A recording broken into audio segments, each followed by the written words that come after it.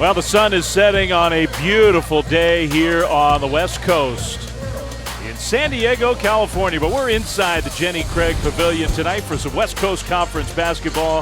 The number 2 ranked team in the country, the Gonzaga Bulldogs, on the road to take on the Toreros of San Diego. Hi, everybody. Dave Fleming, Sean Farnham. Great to have you with us. Sean, you and I see Gonzaga all the time. Sometimes we run out of ways to describe the offensive firepower. How many weapons this powerful Zags team has? They got a ton. I mean, all 5 starters are averaging in double figures. And Mark Few, on any given night, can rely on somebody. And of course, we talk about Drew Timme. We talk about Chet Holmgren all the time, and deservedly so. But to me, it's about Andrew Nembhard. And here's a guy that's the unsung hero of everything that goes offensively for Gonzaga. Mark Few told me that he sleeps well at night knowing that number 3 has his hands on the ball and is making the decision in game situations. And one area that he's improved a lot in is coming up of on-ball screens and knowing when to score and being a little bit more aggressive in that regards. And I think that helps take this team to the next level. And when you think about Gonzaga at the next level, there is only one more level for them to go after the success they had a season ago, and that's bringing home their first national championship to Spokane. And that still remains the focus of this group, and they've had a sensational start this year, and a lot of it has to do with the stabilizing, unselfish nature of Andrew Nembhard and all that wealth of experience that he brought with him from Florida. Well, let's see how tonight goes for the number 2 ranked Zags. San Diego, I think, has been one of the surprise teams in a deep and talented West Coast Conference. Dave, I believe it's pronounced San Diego. The Toreros are 6-3. They're in 3rd place in the West Coast Conference coming into tonight's game. Timme right away goes to work and scores the first bucket of the night. That's a problem. And look, there's no secret tonight. And you look at size, strength, and ability to score in the paint. If San Diego's going to have any chance, they have to close off the paint, and they have to pin you on one side of the floor. They cannot allow Gonzaga to run their offense.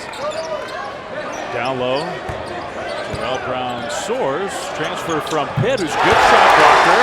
Has some blossoming offensive game. He ties the game up. Well, the big thing for him, he mentioned it. He goes, listen, when I was at Pitt, I was kind of limited offensively what I could do, and really have worked hard to develop that aspect of his game and become more of a threat. Timme will shoot from that elbow area, a little bit too strong.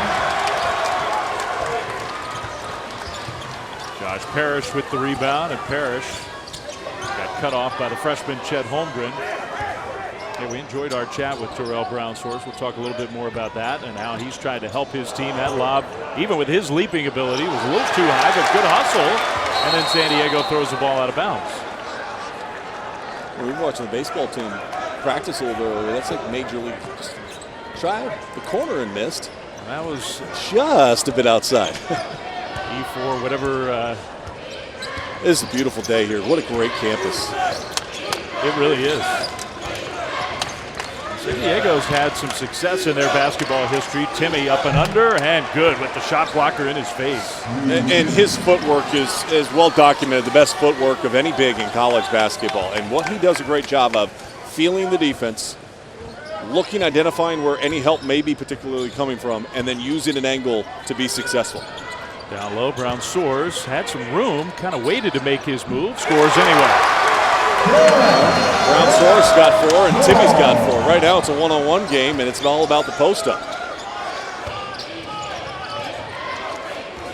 Here's Nembhard using that screen from Holmgren. Just what you talked about, looking to be more aggressive on the offensive end. Earlier this year he comes off and he stops there and he's looking to distribute the ball, and you love that unselfishness. It's innate within him to be unselfish, but he's got to be aggressive and continue to look for that shot. Nembhard went for the steal. Wayne McKinney, a talented freshman, is going to go to the bucket. Holmgren blocked the shot, but they'll call the foul, maybe against Nembhard.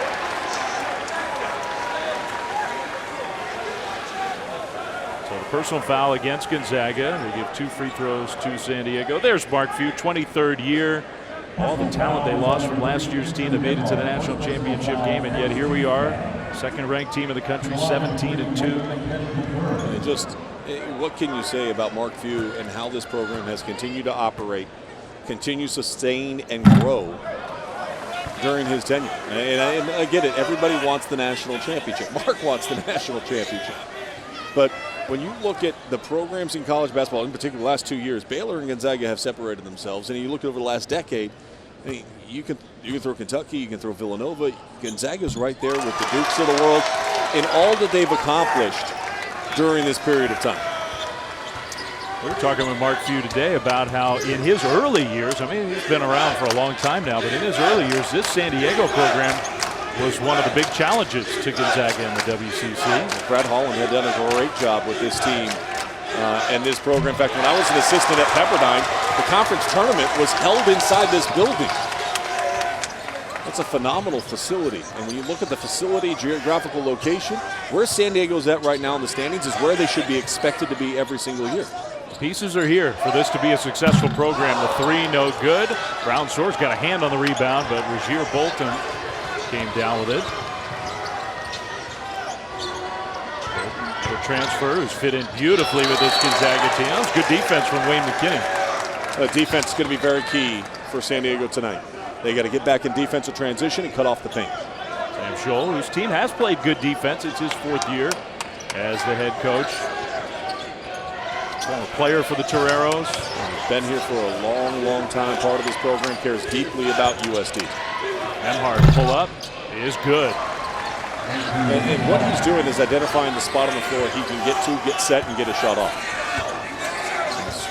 For a scorer, that's one of the easiest ways you can to find your rhythm and flow.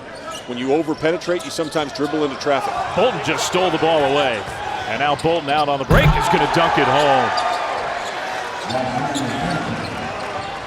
You have to value the basketball. There may not be a better team scoring off of transition turnovers than the Gonzaga Bulldogs in all of Division I.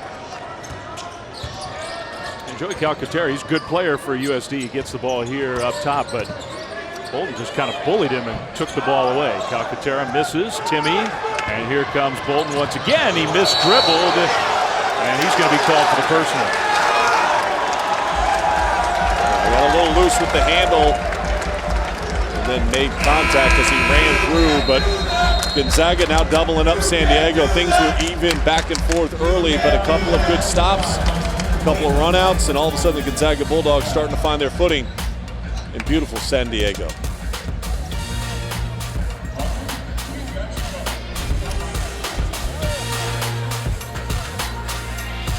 10-5 Gonzaga with the early lead here on the road against the Toreros of San Diego. This West Coast Conference, you know, I've been talking about it this season. Zags are undefeated. St. Mary's 5-1, kind of stole one on the road last weekend against San Francisco, USF, BYU. It's a talented league. Yeah, and they had Santa Clara in there too after, Jalen Williams, one of the most efficient scorers and players in Division I basketball this season. They're back at full strength. They'll be a dangerous team down the stretch too. You see where San Diego is at. A little bit of that is the fact that they have played a majority of their games against the bottom half of the conference that has really struggled. They've played Loyola twice. They've played Pepperdine twice. They've had the opportunity to get some wins down there. Their back schedule is loaded heavy, and it starts kind of here tonight because they've got Santa Clara coming to this building on Saturday. It is what you're supposed to do. Take advantage when you have the softer part of the schedule. Nearly a turnover, but San Diego breaks the pressure. Got off a good look. Timmy with the rebound. Yeah, exactly right. I mean, look, one of the things we talked about was, okay, with San Diego, now every game kind of picks up as far as intensity. You want to stay where you're at in the conference rankings, then you can start taking care of business against some of the teams that maybe you're not expected to win against. Nice little move from the freshman Nolan Hickman, who I think is really, he's shown some flashes, but I think he's starting to emerge. Yeah, he's going to be special. I think you close your eyes, you start thinking about next year and what this Gonzaga team might look like with him taking a lot of shots and being a central part. You get excited. A whistle and I think the shot clock. Had a little issue with the clock here. We're going to try to sort out at the scorers table. One of the things that we've seen early is 2 turnovers that led to 4 Gonzaga points. They're coming off of screens. They're able to get downhill. Watch this on-ball screen, and they're attacking and getting a piece of the paint off of that, whether it's stopping at the free throw line for the 2 jump shots Nembhard had, or that time Hickman turning the corner. One of the things you've got to do defensively, Dave, is when the on-ball screen is coming, can you position yourself not to trail and follow off that screen, but have them reject the on-ball screen and have built-in help coming in the opposite direction. 10 of the 12 points have come in the paint so far for Gonzaga. Shot clock winding down. They leave the big man open for three, and Brown soars, knocks it down. Great start for him tonight. He's been great. I mean, he's got 6 of the team's 7 points. Excuse me, 7 of the 8. Yeah, 7 of 8. My math is fuzzy. Here's Julian Strother. That one a little too strong. He's got himself a rebound too. I think it's worth repeating. He said it to us earlier today. He wasn't a threat at Pitt, and he's more of a threat now. And I think Gonzaga that time was paying attention to him, and they left Calcaterra open. Yeah, give up space, give up real estate. Same thing we're talking about Gonzaga having success with that time. They allow Joey in the middle of the paint. Emhart goes baseline up and under, no good. Here comes USD. 3, corner. That one goes down to tie the game. Jace Townsend was the first player in the gym today when we showed back up to get ready for game time. At 4 p.m., he was already out here getting a workout in. And then when the team came out, he was taking the most game-ready shots in warm-ups. He short-armed that one. Here is Townsend. You're just talking about him. Holmgren almost stole the ball away, out of bounds off of the talented Gonzaga freshman. A 7-0 run for the Toreros. A good response out of that first time out. Come back out. Dribble penetration. One thing you can ill afford to do is help off a ball side corner. And that was clearly, by the way, Townsend is definitely not Chet Holmgren's mark, but you've got to be aware of where the shooter is out on the floor. Make sure you stay attached and be able to close out and contest. Emhart didn't use a 3. Tried to bounce it through the lane. It goes off the leg, I think, of a San Diego defender and out of bounds. And try to feed that one down to Watson, who was open. Anton Watson in. Both teams starting to use the bench a little bit.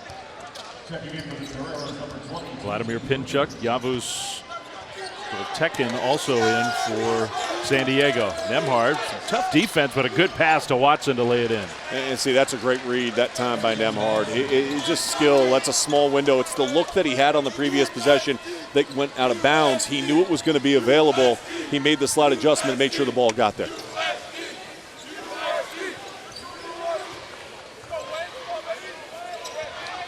Wayne McKinney went by, had his shot altered, I think, by Nemhard. Holmgren with the rebound, and the 7-footer can bring the ball up the court. Holmgren, spin move, draws a foul. And they're going to call that one on the ground, but you see a sampling right there of the skill set. And not a lot of times, and look, Chet has the skill set, but he also has a coach that empowers him to utilize that skill set. You know, I mean, there's a lot of coaches, the center gets the ball, they're saying, hey, find a guard. But we've seen this with Timmy, we've seen it with Holmgren. Like, allow him to go ahead and make a play because the athleticism, the footwork, and how comfortable they are with the ball in their hands makes their offense that much more dynamic. I think I would have called that a shooting foul personally, but foul on the floor. Gonzaga will inbound. I would have too. I agree with you, Dave.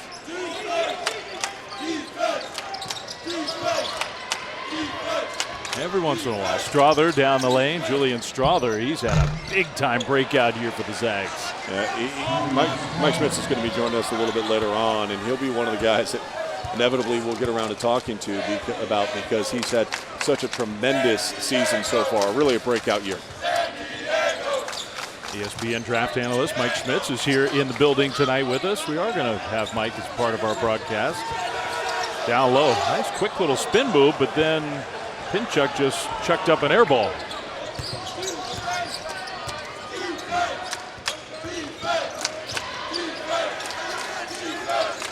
Holmgren down low to Watson. Anton Watson got cut off and scored anyway. Yeah, his footwork, and Anton Watson has had some really good games this year. Season best 19 points against Pepperdine. He's managing not to turn over the ball better. He's got 2 double-doubles on the season, averaging almost 12 points per game over the last 4. So we talk about the starters averaging in double figures, but Watson has kind of emerged as that other guy coming off the bench. Yeah, they got firepower off the bench as well. Holmgren forced a travel. That's a San Diego turnover. Well, speaking of Mike, he's going to join us when we come back and talk about the top of the NBA draft. Mike's going to get ready. We'll be back right after this. Yes, Mike, put the headset on. Zags have an 18-12 lead. Dave Fleming, Sean Farnham with you. Mike Schmitz also joins us here from the Jenny Craig Pavilion, one of our ESPN draft experts. Mike's had quite a week, Sean, traveling around the world of college basketball. Mike, have you enjoyed your journey this week? Hey, anytime you can see the projected top 3 picks in 4 days, not bad. Not bad at all. Can you tell Sam to stop walking in front of your shot? I mean, America wants to see you. Priorities, come on. All right, let's talk about Monday night. Your Notre Dame, Duke, Paolo Banchero. What's your assessment of where Paolo is right now, and what have you seen that you like, and what do you want to see more of? He's the best shot creator of the 3. He's the most physically ready of the 3. When you talk about a guy 6'10", 250 pounds, who can play really anywhere on the floor offensively. I mean, they'll use him as a screener or a ball handler in pick and roll. And, ooh, Timmy, he can play pick and roll too. But I was really impressed with his ability to get to his spots in mid-range, his ability to get to his pull-up, the fact that he can push in transition, he can get downhill, he's physical. I just want to see him fully engaged defensively all the time. I think that's the next step for him. He had a huge block at the rim.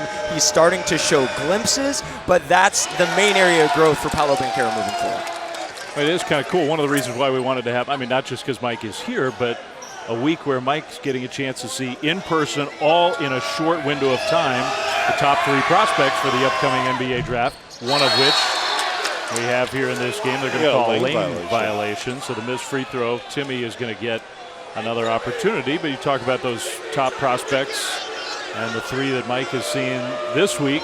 Chet Holmgren here in this game. Paolo, he just was talking about with Duke on Monday. Jabari Smith with Auburn. You love Jabari Smith. I love Jabari Smith. Drew Timmy makes him pay, by the way, for the lane violation. Extra point for Gonzaga there. That one that they couldn't, and now they're going to extend out their press. You saw Jabari. What's your thoughts on where Jabari is? 6'10", on the best player on the nation's #1 team, Mike.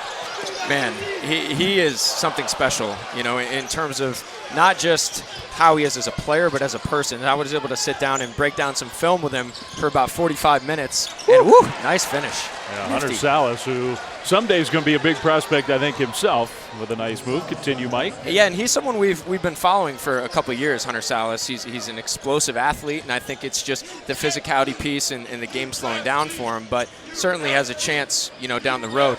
Yeah, Jabari, back to, you know, what I saw in terms of the actual play. I mean, defensively, I think he's the best of the 3 on the perimeter. He can really, really guard his position. He has tremendous feet at 6'10", and then he's the best shooter of the bunch, no doubt about that.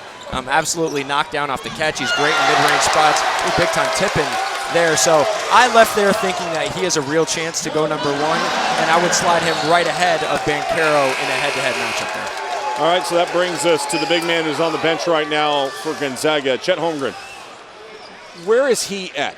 Because, you know, you go back to the Texas game earlier this season, and people kind of like freaked out a little bit about that. And then you see some of these other numbers that he's throwing up and how he's getting more comfortable, getting to his spot in a rhythm and flow offensively to, I think, where Mark Few wants him. Where is he at right now in your eyes?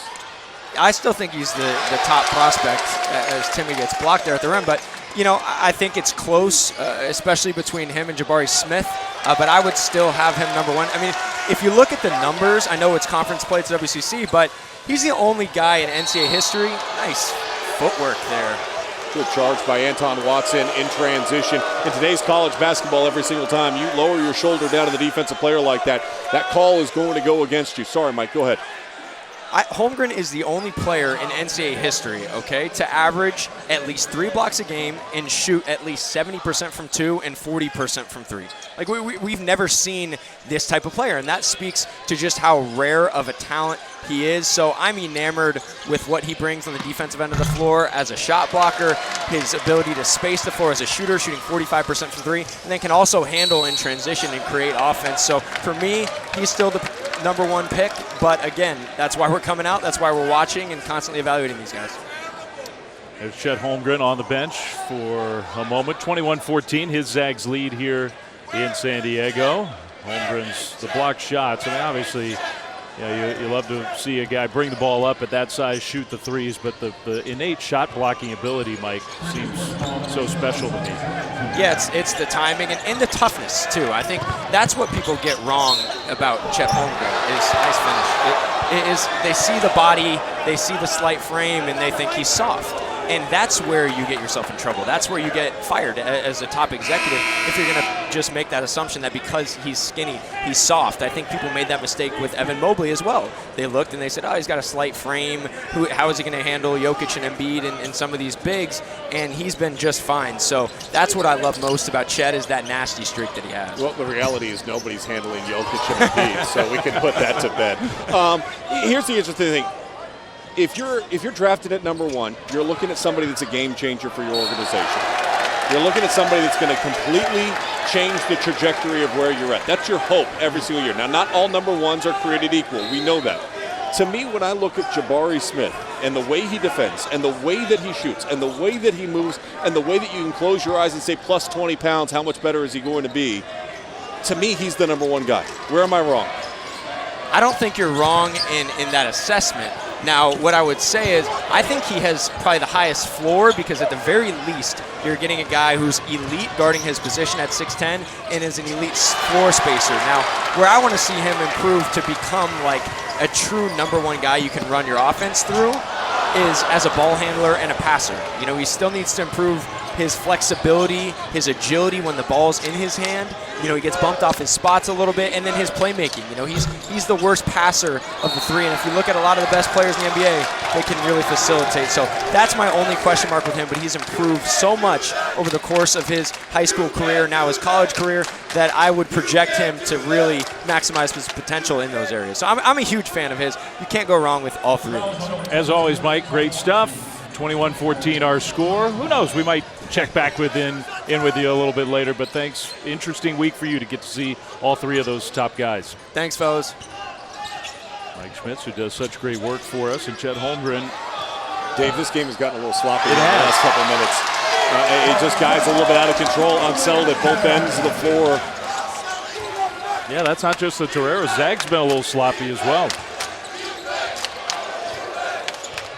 Lombard, nice ball handling. Drew Timme, I think he struggled a little bit with the shot blocking of Brown Soares. Even that one didn't go down. And they're going to call another foul against Gonzaga. That one goes against Watson, but part of the problem with Timme, he's driving underneath the basket. He's trying to go for these reverse layups because the shot blocker, he's trying to use the rim to protect instead of going up strong through his chest.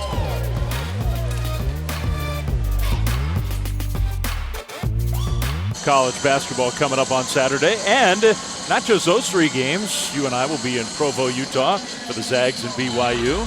It's going to be an unbelievable day of college basketball. You're thinking about the Big 12. You're talking about Baylor. You're talking about Kansas.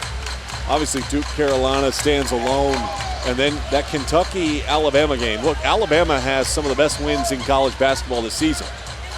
Including against the Zags. Yeah, I was there for that game up in Seattle. Gonzaga's schedule upcoming. You think about the game at BYU, that's going to be a great environment with one of the best student sections in the country in the Rock. And then, who knows? You know, Dave, I haven't been to Spokane this year. That is amazing. That's about to change, We got to rectify that. That's changing. How about 1 week from Saturday? Flatbread it up, baby.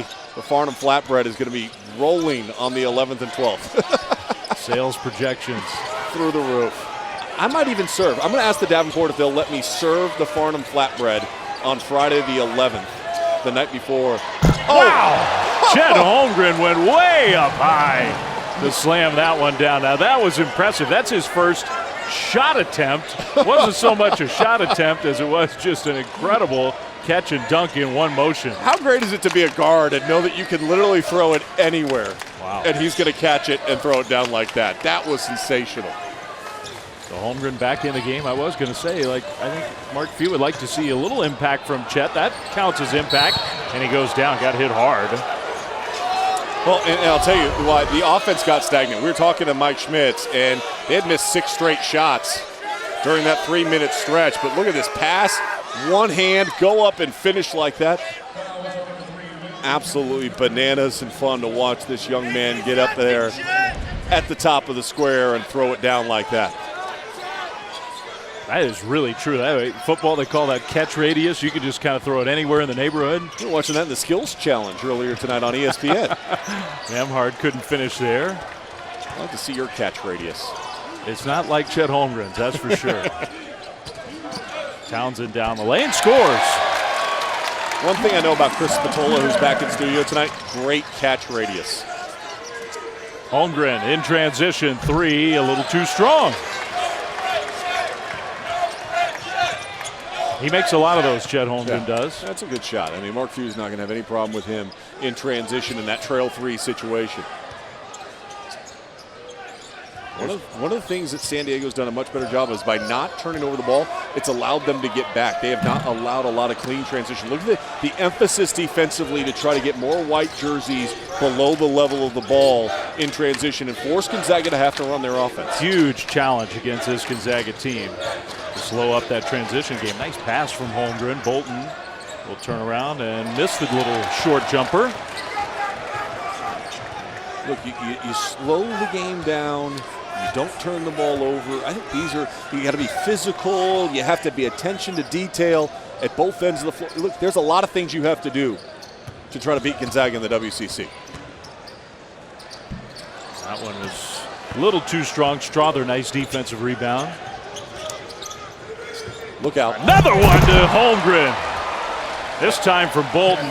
And Chet actually identified it. I don't know if we had the angle, but Chet, as he was running down the floor, long before that pass even went up, he gave a little bit of that look in the eyes and said, hey, I got a seam, I got a lane, throw it up there. Bolton saw it, and Chet Holmgren went out and got it. How impressive has Chet been? 2 emphatic dunks. And the lead stretches out a little bit more.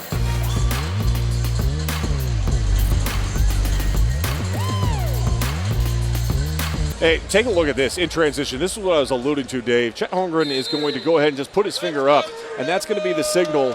Hey, I've got a lane, and Drew Timme keeps that defensive player occupied, and there's nobody there to stop him from running to the rim. That's why Mike Schmitz thinks he should be the #1 pick in the NBA draft, among some other things. I hope it's more than just his dunking ability. Dunking ability is pretty spectacular. Marcellus Earlington's been quiet in this game. He's been the leading scorer for USD. A little too strong on that jumper. And again, look, four guys back, only 3 blue jerseys there. You got a number situation. You're forcing Gonzaga to have to run their half-court offense.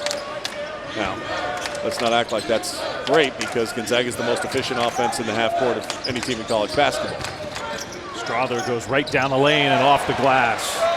So smooth, so long, getting more compact with his game. And what I mean with that is when he attacks you off the bounce, the handle isn't loose. He's not leaving it away from his body. Everything's coming in, being more compact, able to finish through contact. Guy who averaged just 7 minutes a game last year on that super talented team. Holmgren altered that one, but Pinchuk managed to finish anyway. Here's Strother for 3. Off rim. Long rebound out to Nembhard. Nice quick look to Timme. Well, Timme was the one that poked that ball out and then immediately has his hand set, and Nembhard just gave it right back to him.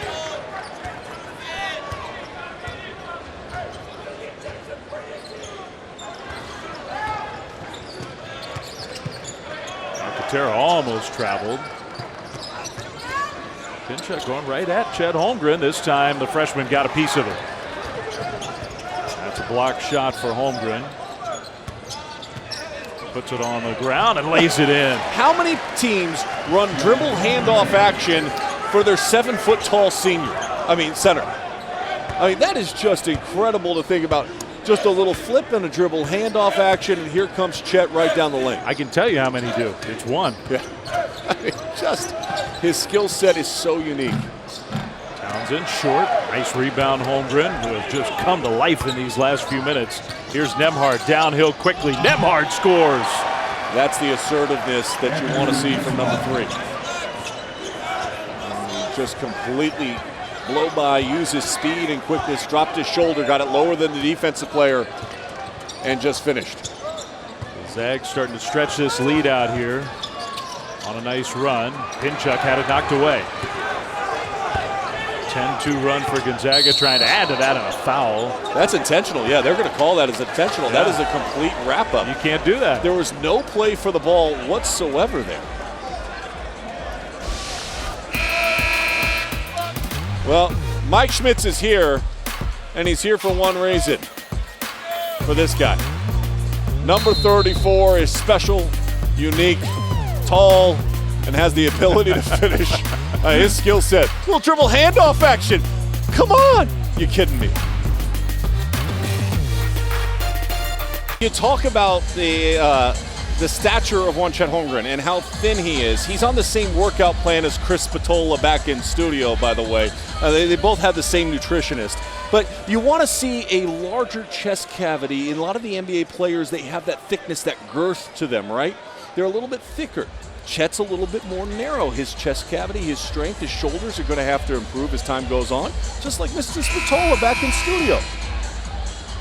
Chest cavity. Okay, write that down on your draft report card. There's something to it. Like, my wife one time walked up, she goes, Sean, how come you didn't play in the NBA? I said, because I wasn't good enough. That would be number one. Number two would be this. And we walked into the gym, and Elton Brand was working out. And I said, she goes, he is massive. And I said, wrong, he's undersized.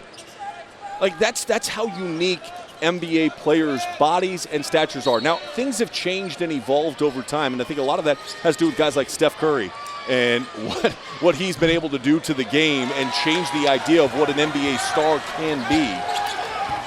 The game is faster, it's less physical now, but it matters. It does. Gonzaga got those 2 free throws after that foul call plus the ball, but they didn't score. So San Diego down 15, under 2 minutes to go first half. Toreros were hanging with the Zags in the early minutes. Calcaterra off the glass. It's a 26-12 advantage in the paint in the first half. And that's where Gonzaga historically has done its damage. Holmgren underneath the basket. Makes you think that he's going to go for the reverse, and he comes right back on the strong side. That's his basketball IQ. So we talk about some of his skill set. One of the things we don't probably talk about enough is his feel and his IQ of the game. They were Darren Parrish to shoot. He just say that's not his role on this team. Kinney, that was almost a turnover.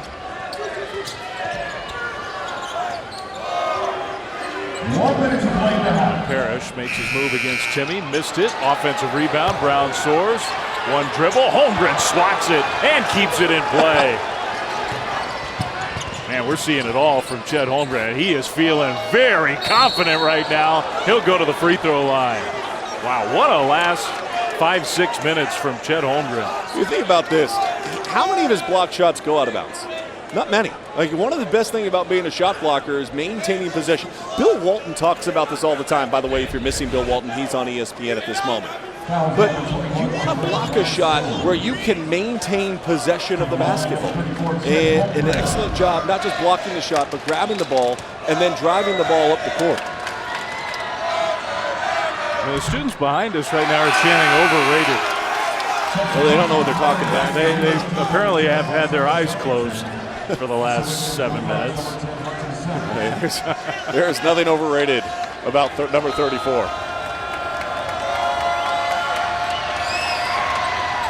Holmgren makes 1 of 2 free throws. He's got a beautiful shooting touch. Chet has scored all 9 of his points in the last 7 minutes. I mean, just an excellent job of coming back off the bench. Started off a little sluggish, wasn't as engaged in the game as you wanted to see. Goes to bench, comes back out, and responds exactly the way that Mark Few would like him to. And Drew Timmy's only 3 for 10 shooting in this first half, so Holmgren's been a very efficient scorer, mostly down low for the Zags. That's a whistle and a foul.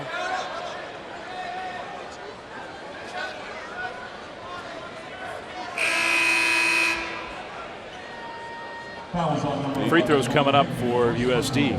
Yeah, it's important. We mentioned USD best start since 2008. Hold that thought, Sean, because NBA Friday, so that's tomorrow. We got the NHL All-Star Skills Competition, and then it's the Sixers and the Mavs 10 Eastern tomorrow, Friday on ESPN, streaming on the app. It's going to be a great game. Luka and Joel Embiid has just been insane as of late. But getting back to my point, you got 10 new players from last season.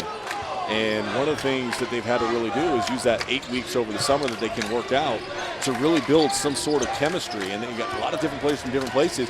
And to see them play as well as they've had this year, I think is a huge positive. Calcaterra with the steal and the layup.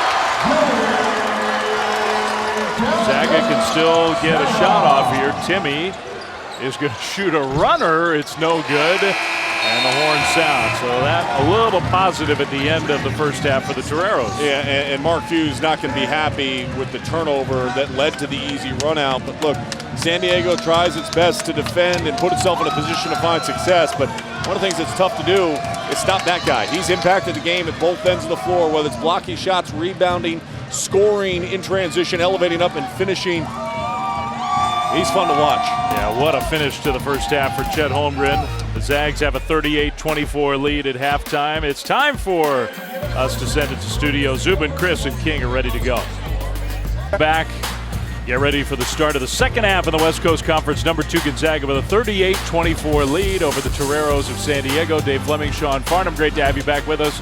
Kind of an uneven first half in some ways for the Zags. Very slow start for Chet Holmgren, and then Chet flipped the switch. Yeah, he did flip the switch. Think about this. Gonzaga paid 18 threes last time out against Portland. They didn't make one in the entire first half, but they didn't need to, and they were able to score in the paint. 28 of their 38 points came in the paint. Chet was outstanding. He had 9 points in a 7-minute spurt in that first half. And to put it in perspective, Gonzaga's 127 consecutive wins when leading by 10 or more points at the break. I think that's a pretty good indication where Gonzaga's at right now. Yeah, tall order coming up for USD. Well, if you weren't with us in the first half, Mike Schmitz, our NBA draft expert at ESPN, is with us here tonight in San Diego, sitting across the court from us. Mike, you talked up Chet Holmgren when we spoke to you. Then you got to watch that 7-minute stretch of beauty. Well, after the first 10 minutes or so, I thought I was going to be able to jump in my car and drive back to LA because there wasn't much. He didn't take a shot. He looked a little bit lifeless defensively, and then he flipped the switch completely. I mean, running the floor, caught 2 lobs in transition. My favorite play was gives up the offensive rebound, blocks the shot, takes it length of the floor, draws the foul. That's what teams love about Chet Holmgren, and if I'm Gonzaga, I'm playing through him more in the second half. You mean we were just mere minutes away from Mike actually leaving the game? Shoot. I wouldn't have done it. It was a bad joke. Brown soars with Holmgren, I think, affecting that shot. No good in and well, out. He gets credit for his blocks, and then he doesn't get credit necessarily for the shots that he alters. As much as he talks about the block shots, it's also the number of shots he protects at the rim and forces you to throw off your line or your trajectory just a little bit to come up with a miss. There may not be an official stat for that. I guarantee you the Zags and everybody tracks that because it's so true. All right, a couple missed shots here to start the second half. Gonzaga ball. Not everything was perfect for the Zags, though, in those first 20 minutes. No, I mean, you mentioned the 0 for 3 from beyond the arc. Now, they didn't need it. They can score in a variety of ways. You see Nembhard get a piece of that paint once again, coming off that on-ball screen. San Diego has to keep the ball handler out of the lane. If they get downhill, you're giving up 2 points. Gonzaga did not make a 3 in the first half. Pretty amazing. They're up by 16 now. Well, last time out, what, they make 18 of them? Yeah. They can beat you in a few different ways. And Mark Few said after the game they weren't guarding him out there. Every big man can bring it up for the Zags. Drew Timmy led the fast break, and Nembhard could not believe he missed the layup. If I'm Timmy, the next time there's a stoppage in play, I'm going to look at him and be like, dude, that was my assist. You get mad when I miss one underneath? That was my assist. Oh, I guarantee you Andrew Nembhard's going to hear about that. He said no problem. Well, Holmgren for the personal foul on this end, so the freshman Wayne McKinney. Not as heralded, obviously, as Chet Holmgren, not close, but I mean, you could argue that this guy's the biggest recruit as far as recruiting rankings go in the history of this USD program. Well, and he's a local kid. I mean, so much of this roster is transfers. I like seeing the program get built with guys that are local, that want to come up, want to be part of this, are going to have a 4-year career where they can develop and they can grow, intermix in, obviously, with a lot of the transfers. But I think this young man's future is really, really bright. He's had 2 games of 17 points already this season, one against Cal Poly and the other against Cal Lou. Both those were in back-to-back games, actually. But he's shown some glimpses, and one of the things I like most about his game is his ball control. Pretty good for a freshman playing at the level in which he's playing at. Made both free throws. Holmgren at the free throw line. Got it stripped away by McKinney. His frame, his stature fits the mold of what you'd expect from a very good high-level guard in the WCC. Yeah, physically, he certainly came to college looking ready to play. Calcaterra three goes down. They're going to check that, make sure it was actually a three. They call it a three for now. They're going to fall into a zone defense here. They're staying with the man. It looked like briefly that they were calling a zone, and then they decided to stay with it. But again, downhill doesn't work. We saw this at shoot-around, and their on-ball screen coverage, instead of forcing Gonzaga to reject the screen, they're kind of funneling towards the screen, which means you're a chaser. So if you're not showing hard on that on-ball screen, you're giving up points from 5 feet away, and that's a recipe for disaster against Gonzaga. That three from Wayne McKinney is good.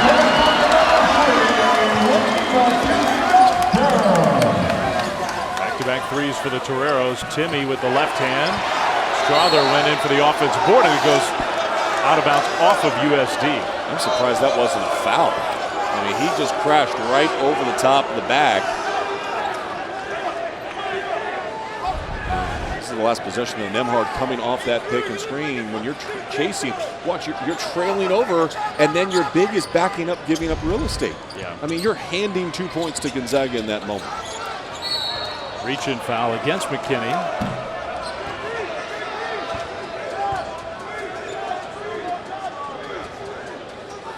That's his second personal. Well, San Diego, I mean, look, they're down 10, 17 minutes to go. We've seen Gonzaga score this many points within the first half of games multiple times this year. Timmy's had a tough night shooting. That time he scores with the shot blocker hand in his face. Before that shot, he'd been 3 for 12 from the field. For Drew Timme, that is very much an off night. You're talking one of the most efficient scorers in all of college basketball. Top 5 in field goal percentage offense. That three is good, so San Diego's starting to eat up from the outside, trying to stay close. It's the third three here in the second half, and a lot of it's because Gonzaga's going under the screens. Holmgren scores with a foul. How about that move? Mike Schmitz talked about don't mistake his frame and his stature for a lack of toughness or strength. And that was a prime example there. You're talking about a guy that played in the ACC that's one of the best shot blockers in the country, rotating over right there. And Chet just spaced him out and finished over the top of him, Dave. I mean, the guy that he challenged there, Terrell Brown-Soares, that you're speaking of, played at Pitt. His third all-time, Pitt's had a great basketball history, third all-time in block shots in their program's history. That guy's a legitimate shot blocker. And Holmgren went right at him. Completes the three-point play. The fans in the second half behind us are going to start chanting, underrated.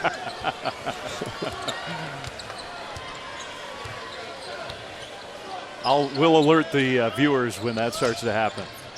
Calcaterra fumbled and loses it. Holmgren's trailing. Bolton will just slam it home himself.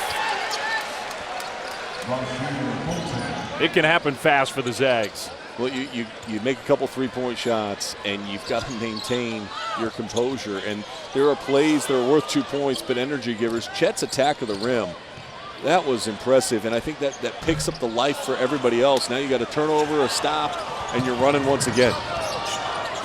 Nembhard. That was good defense by McKinney to cut him off. Now Nembhard's just going to try to play some low post offense. Take advantage of that height advantage. And then sat there and said too small, too. All the way back through. I'm not sure he's too small. I think that was pretty good defense. I think it was just a good offensive move by Nembhard. But Gonzaga goes on a run real quick on you. You turn around and you think you 10-point game, we're hitting some threes, everything's going okay. But then you fumble the ball away, and the Gonzaga Bulldogs out in transition. They're electric.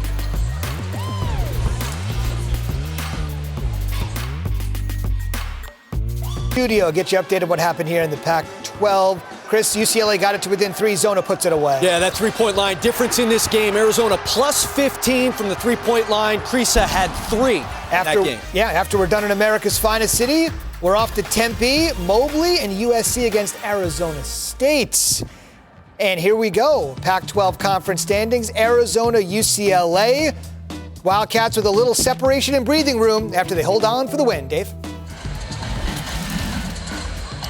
All right, Zubin, thanks. So we're zigging and zagging around the West tonight. A lot of good basketball out West with the Arizona-UCLA game. That's a big game for USC. Zags here getting pushed a little bit by the Toreros. 51-35 second half. And reminder, San Francisco and BYU just got underway about 7 minutes ago. That's a big game for the WCC as well. Very big game. Well, Chet Holmgren, we've talked a lot about him. You spoke about Andrew Nembhard and how assertive he's become on the offensive end. He's doing a little bit of everything for the Zags. He has. He's got 5 assists, only 1 turnover in the game. He's got 12 points, shooting better than 60% from the field. I mean, he just is so smart, so aggressive, and such a central part to how this offense runs. And you look at the history of Gonzaga basketball, the lineage of great guards, and in particular in recent years. That's a great take that time by Townsend. But Townsend got loose early. The transfer from Denver got loose early in the first half in the corner for a 3. This time gets downhill with the left, bring it back to the right, and finish it.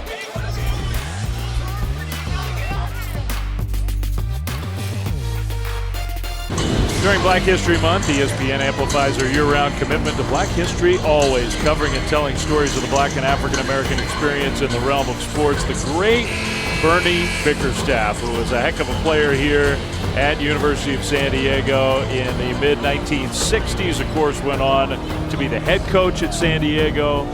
A great NBA coaching career for Bernie Bickerstaff. He's in the San Diego Sports Hall of Fame. They're also here on campus the Bernie Bickerstaff Diversity and Inclusion Fund to directly support programming and educational resources for Torero Scholar athletes. He's on the board of trustees at the school, just a extremely valued member of this community. For more storytelling like this, stream the Black History Always collection on ESPN+. One of the greats. One of the all-time greats, and somebody that has influenced the game at so many different levels, and in particular his pride that he has in this program. And we touched about this in the first half, Dave. I mean, you talk about geographical where it's at. This facility, like this is a program that should be in the top tier of the WCC on a year-in and year-out basis, and it's great to see them currently sitting at number 3.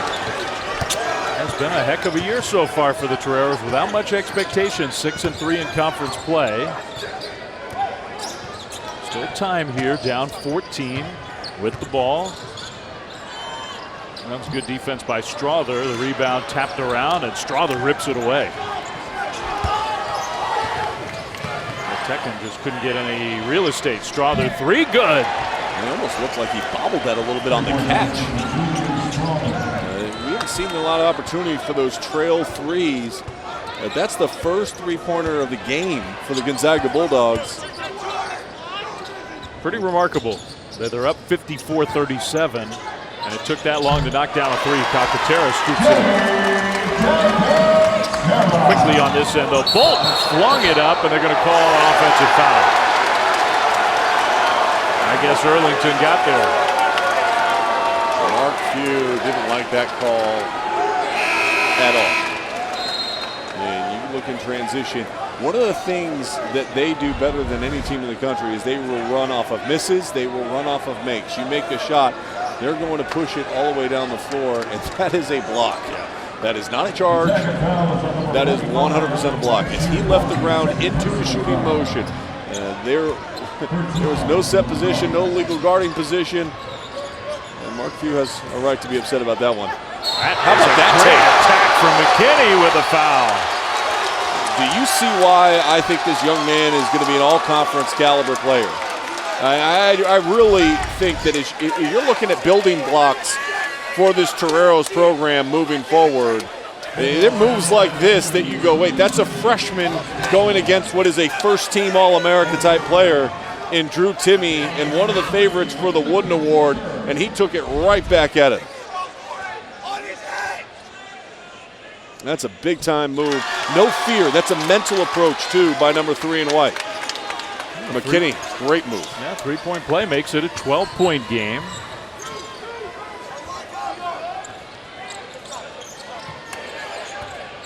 Anton Watson back in for the Zags off the bench. Over the top to Timmy, and from there it's easy. That high-low entry pass. Mark Few has talked about it time and time again. A lot of teams go away from it. They're spreading the floor. They're running a lot of dribble handoff action out on the outside. He goes, look, we like to score in the paint, and that high-low action, when you have bigs like we do, it's effective. Townsend down low. Calcaterra had it swatted. Watson tracks it down. Timmy was running the floor, and Nembhard will reset. What a spin move from Timmy. He draws a foul. With this lineup on the floor for San Diego, I would think Drew Timmy is going to touch the ball a lot. So he'll be shooting free throws. Well, great rivalry Saturday coming up in a couple days. Number 8 Baylor against number 10 Kansas. That's at 4 Eastern, 3 Central. Then, of course, maybe the greatest rivalry, not just in college hoops, but beyond. Duke and Carolina at the Smith Center. And at 8 Eastern, 7 Central, number 5 Kentucky takes on Alabama. And we're not even done after that. Oh, we got Gonzaga, BYU. Remember 2 years ago when BYU knocked off Gonzaga? BYU stumbling a little bit heading into this game tonight against San Francisco. But that's a big one on Saturday at BYU. The Marriott Center will be absolutely full. It will be super loud. And BYU is feeling maybe a little more urgency here now. They've stumbled a bit in the last week. Yeah, Molly McGrath will be joining us on the call of that game as well. That's how you know it's a big game. And you've never had the Cougar tail. I have not, and I may keep it that way. No, you're going to have to try it. It's a 2-foot-long maple bark. Get out of here with that. Strawther lays it in. Man, the quickness in transition for the Zags. I mean, the problem when you play Gonzaga, they make it a little bit of a track meet, right? Because they put and apply the pressure offensively so much that sometimes your conditioning wears down as the game goes on. San Diego did a great job taking them out of transition in the first half. Second half here, we've seen some runouts for Gonzaga. It's a good point. Townsend, tough shot, good.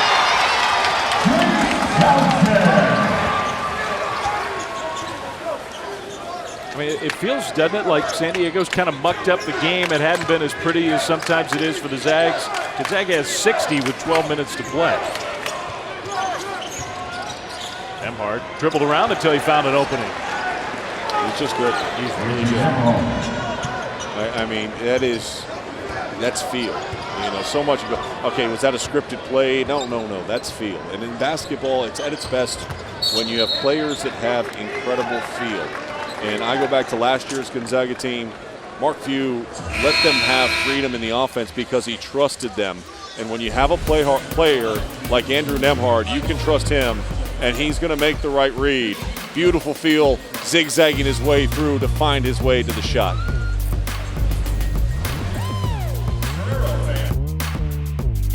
(62-44) Zags with the second half lead over the Toreros. Last year, Andrew Nembhard unselfishly came off the bench. This year, he's playing just about every minute for the Zags. And even when he came in as a starter, he was sharing the ball. You know, obviously Jalen Suggs deservedly had the ball in his hands a ton, but Andrew Nembhard and his feel, his understanding of floor spacing, how Mark Few wants his offense to run, it shows out and shows up every single night. I mean, he delivers, and he is smart.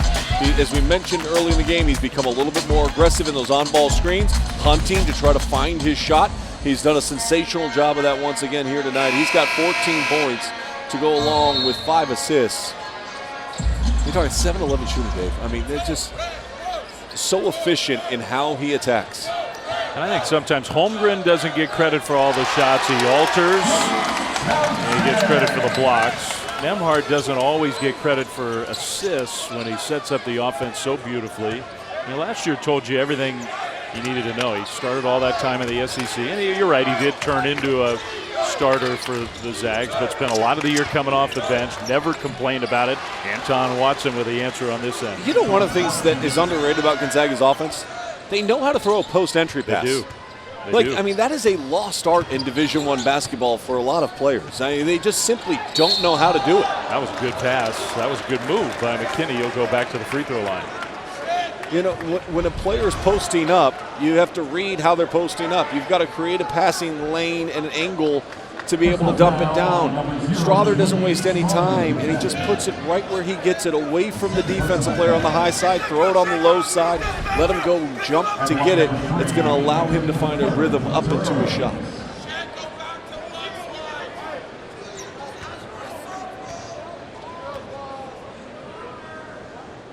McKinney misses the free throw.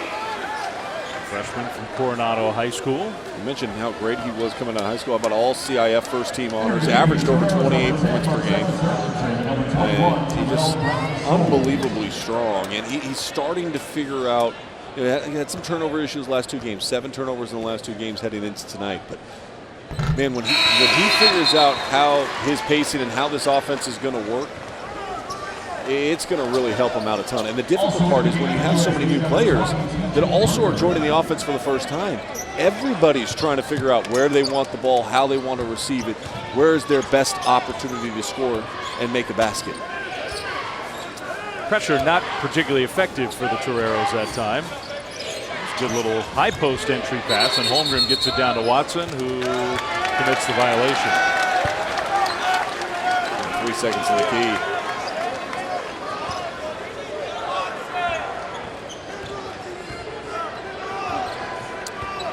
Goes down as a turnover for the Zags. Their 7th of the night. Do the Toreros have one more push here? Obviously plenty of time for them to make a push, but it starts with sustaining stops and executing well at the offensive end. And this possession, you got 10 on the shot clock. You really haven't got the ball inside the 3-point line. Arlington throws one up and scores with a foul. Okay, the whole possession wasn't the most beautiful thing I've ever seen, but it ended up pretty well for the Toreros. It's like some movies that you watch. And sometimes you're like, what is going on here? But then all of a sudden the ending, you're like, oh, I got it. Yeah, I'll watch that again. That's basically what that possession was. But, you know, that's a possession, too, where because the way the charges have been called, Watson flopped on that. He really did. I mean, he was leaning back before the contact was made. And just hold your position wall up. I think that's one reason why, among several, that flop charge, the block charge dispute bugs so many people, because you do start to encourage that the more charges you call. Strother heaves one up, too strong. That's good defense that time by San Diego.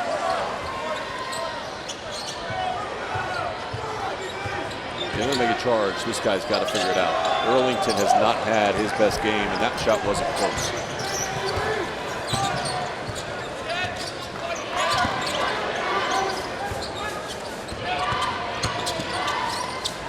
Hard foul. What a nice look. Watson open. 3 no good. You know, Mark Few tells us Anton Watson makes threes all the time in practice and workouts. We're sort of waiting for that to appear in games. Here's Berger for 3. Too strong. Second straight possession. Chet Holmgren is bringing the ball up the floor, and he's going to pull without a pass. Come on. Why not?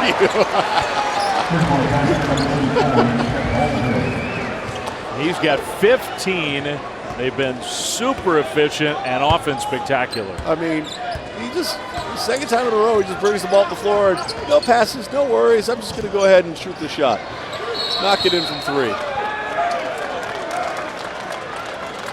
Calling a foul against the Zags. He really has, by the way. Chet Holmgren has really started shooting the ball even better than he was from 3. I mean, he's really finding his comfort zone. Look at just dribble ball up, settle into his shot, get his feet set, 1-2, step right in, and dial it up. Well, you said it in the first half when he missed one of those.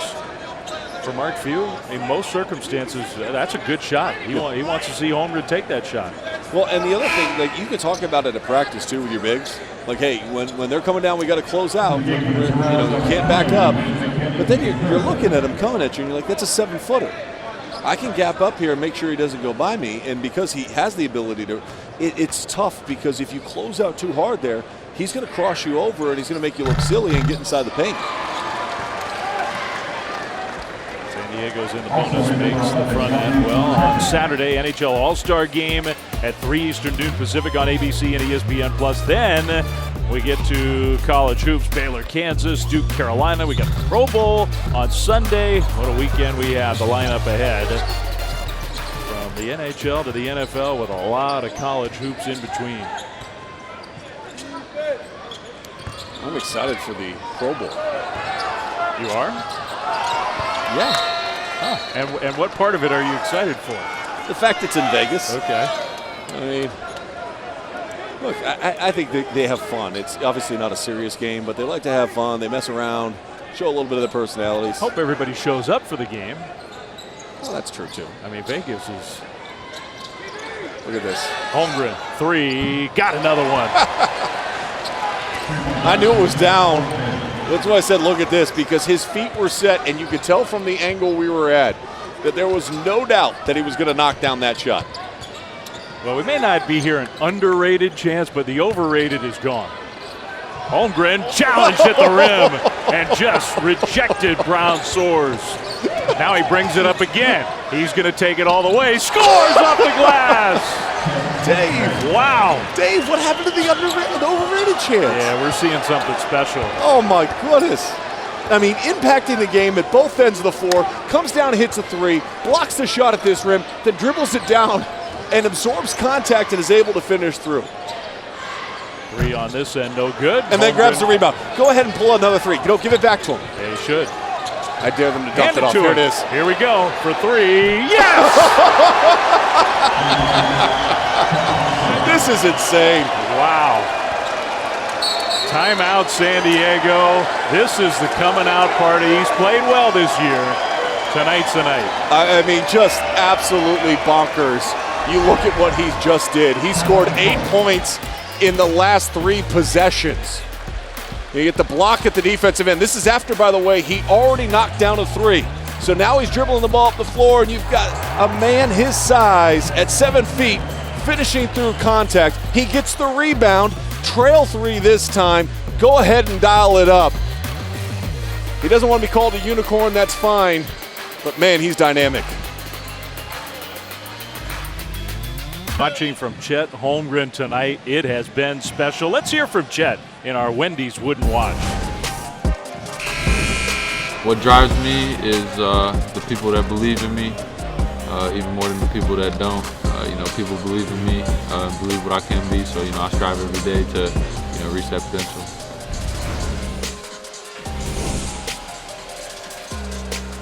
Dave, he scored 11 points in 1 minute and 38 seconds, and Mike Schmitz spent the last 2.5 minutes on the phone going, guys, okay, I'm pretty sure I can cement myself as believing that Chet might be the #1 pick in the NBA draft. I have him #1. Can we move him any higher? Is there anywhere for us to push him? Okay, he had 3 3-pointers, a layup, a block shot, and a rebound in 1 minute and 38. I mean, really, truly, you can't have a better 2 minutes than he just had. You can't do it. And I know he's played well this year. He has. I mean, his efficiency numbers are incredible. You talked about, and Mike talked about, some of the unique things he's doing statistically. There have been little spurts where you see like a spectacular move. Tonight's the night. I mean, his first 10 minutes of this game, he hadn't taken a shot. Since then, he has absolutely dominated this game. 23-12. He's got 23 points, 12 rebounds, 3 block shots. An assist. He's brought the ball up about half their possessions in the last 5 minutes. I mean, literally, if you're watching the draft on ESPN in June, they might just show that 1 minute and 38 seconds. They might. And you don't have to clip it. There's no editing involved. Just run the tape. Bolton goes right down the lane. Man, he wanted to slam that one down. Draws the foul. Okay, so you're doing some producing for the NBA draft show now? All right, guys, this is with the first pick in the NBA draft. I mean, just you see his feet get set, and he's just so smooth with it. The block shot underneath, and again, keeping it alive, not just blocking the shot, but then corralling it, able to score at the other end of the floor. That was a special 138 that, listen, I'm sitting here calling a college basketball game. You have fun. And it is fun to watch somebody compete and play the way that he plays, period. Oh, I turned into a fan from him. I'm yelling at him to shoot, pass him the ball. Oh, man, listen, the WCC's had a banner season so far. They've got 4 teams that have the potential to make the NCAA tournament. It would be the first time in league history you'd have 4. They've done 3 twice, would have had a third in 2020 had the tournament not been canceled. The best team in the conference still remains the team in blue that's on the floor in front of us right now, and that's Gonzaga.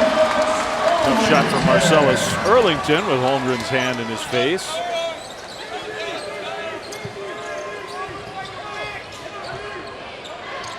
Holmgren, that was a tough one, came up well short. Pull him. Sit him down. You got to teach the youngster you can't take shots like that. No, just kidding. Earlington, another good move. They need to get, like, he's had a great season so far. The transfer from St. John's, averaging almost 14 points per game. He's had career best so far in points per game, rebounds per game, assists per game, steals per game. He's having a career season here at USD. Tonight has not been his night. And if you're going to beat Gonzaga, your best players have to play like they're the best players on the floor. Yeah, he's got 9. He's 4 for 10 from the field. Shot clock winding down. Watson will shoot the jumper. That one's good. Long 2 for Anton Watson. There's so many weapons. You know, you and I will hop on a plane and fly to Provo tomorrow. I asked Mark if we could just jump on the charter. He said the seats were full. I'm shocked that he didn't just invite us on. Holmgren swats that one away. Here's Bolton, the trailer this time. His 3 goes down. Man, they can put it on the hurry. They struggled to score the ball in the first half. I mean, they had 38 points. That's a struggle for them based on how efficient they've been offensively. And here in the second half, it has just been an explosion and a barrage. That's a foul. Yeah, he closed out. And I think he gave the signal to the bench about 30 seconds before that he's a little gassed. And that might have been a factor there, committed the foul.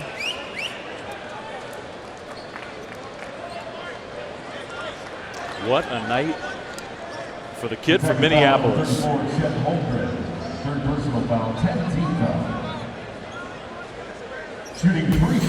It's been a 17-5 run for the Gonzaga Bulldogs here. Well, another reminder, don't miss college hoops on Saturday. Baylor, Kansas, 4 Eastern. Duke, Carolina, 6 Eastern from the Dean Dome. Kentucky, Alabama, 8 Eastern. Gonzaga, BYU at 10 Eastern, all on ESPN. They'll stream live on the app. I mean, those games are NCAA tournament second weekend type games. Big time. And obviously you add in the mix of just the conference rivalries and what they mean in the standings. I think it just enhances all of it that much more. Well, Mark Few, congratulations, but also wanted to make sure, a little teaching moment there. The relationship that Mark builds with his players is what makes him so special. So much of being a college coach today is about relationships, trust that you build with your players. Can you coach up your best players? And Mark coaches up his best players every single year, and he coaches them extremely hard. It's not a coincidence that he's the coach who now is reeling in. I mean, Chet Holmgren was the #1 high school player in the country. Watson down low. That's Ben Gregg who lays it in with a foul.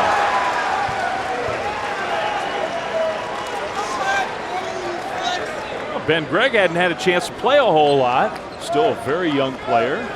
He left high school, really left his senior year on the table, and joined Gonzaga last year as part of that.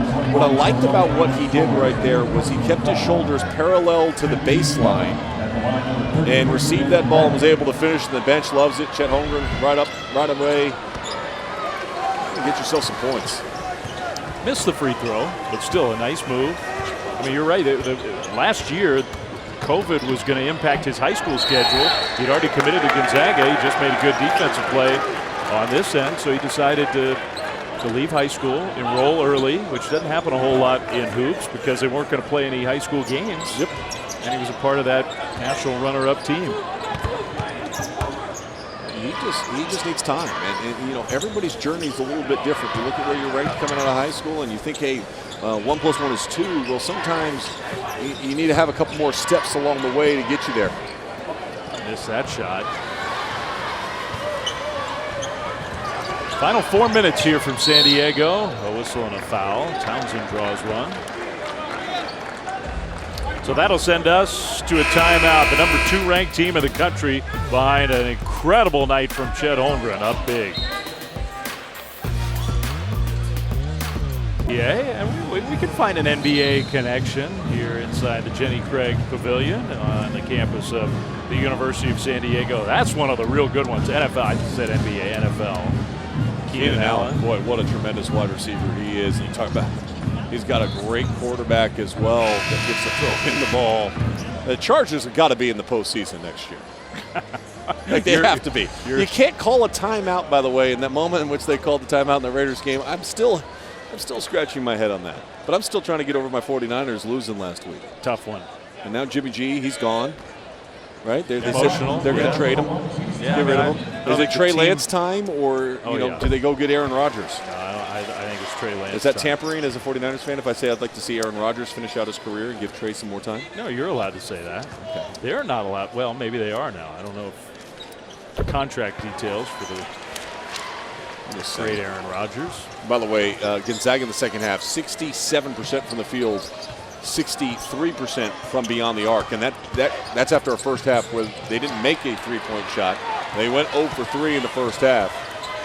They got 5 of 8 here in the second. A little sloppy from the freshman Hunter Salas. Had it poked away. That's a Gonzaga turnover. Well, this is a great opportunity for the depth of this team to get quality minutes, you know, and yeah, the score may be one-sided here, but what you want to see is, can you execute? Can you stay with the game plan? Hey, Greg, nice job again on defense. He's made 2 good defensive plays, made a nice move on offense, and there goes Hickman right down the lane with the left hand. Going to be good. Really good. Might be your next big Zag star, Nolan Hickman.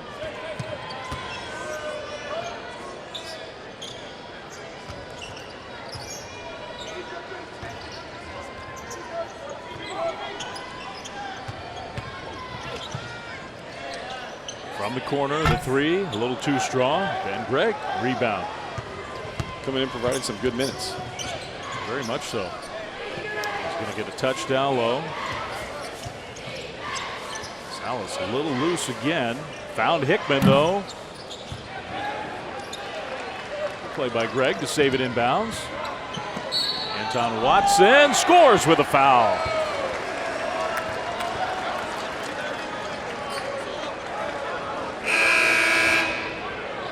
They just wear you down over time. I mean, they really do. And they can come at you in waves. And look, I don't think this team's as good as last year's team.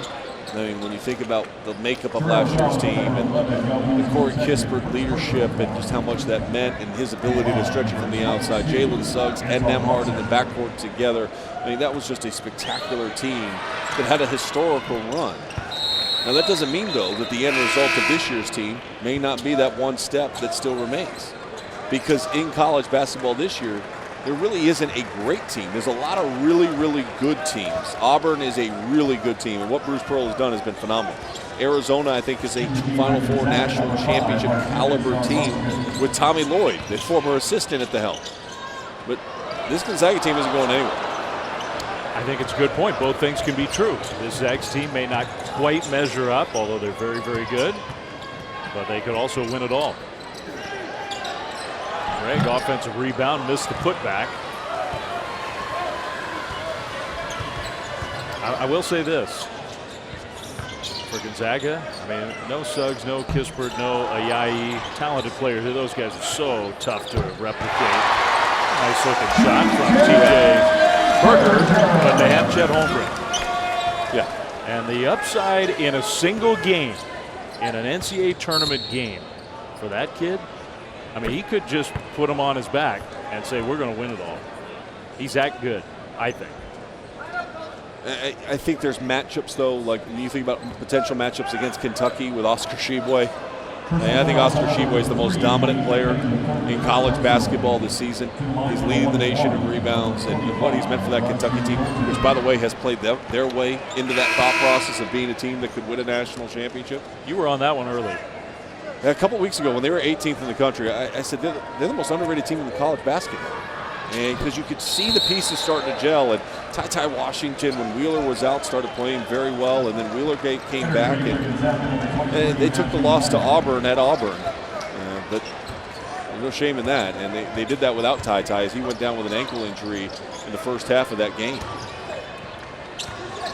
Ty Washington's a guy that Mike Schmitz studies a lot of film on because he's going to be a lottery pick this year.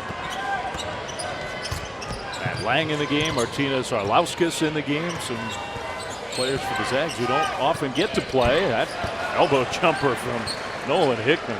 Dave, they had 38 points in the first half. They have 92 now with a minute left to go. And what a great second half by the Gonzaga Bulldogs. All sparked, by the way, by Chet Holmgren. Really? I'm being serious. Were you doubting me? No, I was agreeing with you. He was the spark tonight. That jumper came up short. Final 35 seconds. Salas is going to go 1-on-4 and draw a foul. Gonzaga's now scored over 90 points in 12 different occasions this year. I believe they have 7 games of over 100 points this season. I mean, on a night where San Diego, it felt like they were kind of forcing the Zags for a good chunk of this game to play their style, slow it down, muck it up a little bit. 6 different players with 10 or more for the Zags. I mean, it's all 5 starters, and then as I mentioned in the first half, Watson now for 5 straight games has been averaging better than 11 points per contest. Yeah, it's a good sign.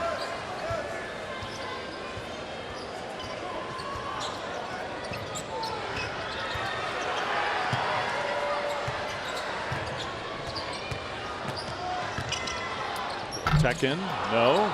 Ben Gregg, stuff in the box score in these last few minutes. He's grabbed, what, 5 rebounds, I think, now? Yeah, he's got 5 rebounds in a very limited period of time. Final horn sounds, and after all that, where the Toreros really looked like they were ready to make this a bit of a game, they lose by 30. I mean, Chet Holmgren and Andrew Nembhard, I think tonight are the focal point for me. I mean, we came in the game talking about the guard, and Nembhard had 14 points to go with 7 assists. But then Chet, that minute 38 was as fun as entertaining a basketball I've watched in a 2-minute spurt all season long. 11 points, a block shot, a couple of rebounds. I mean, just a tremendous 2 minutes. He was so impressive. The Zags impressive again. They stay undefeated in West Coast Conference play. 18-2 overall, 7-0 in the WCC with a big challenge looming ahead on Saturday. They'll be headed to Provo to take on the last team to beat them in conference play, the Cougars of BYU. For Sean Farnham, for Mike Schmitz, for our entire ESPN crew, Dave Fleming saying so long. Thanks for being with us tonight here from San Diego. 92-62, the final score. Coming up next, USC and Arizona State. But first, back to the studio with Zubin and Chris.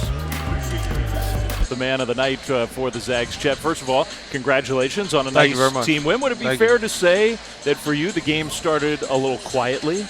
Yeah, started a little slow, wasn't looking to force anything, just kind of reading the game, figuring out where, I can affect the game and get my touches in. And, when I came in, got my second win after coming out for a minute, I felt pretty comfortable and started getting my looks. Yeah, if the idea was to figure out where you could impact, I think you figured it out.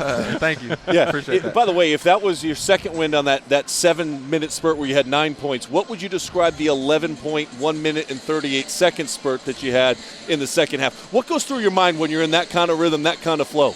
How great my teammates are. Ra, he was telling me, they can't guard you. He's telling me, get my looks in. And, they were finding me too, so all credit to them.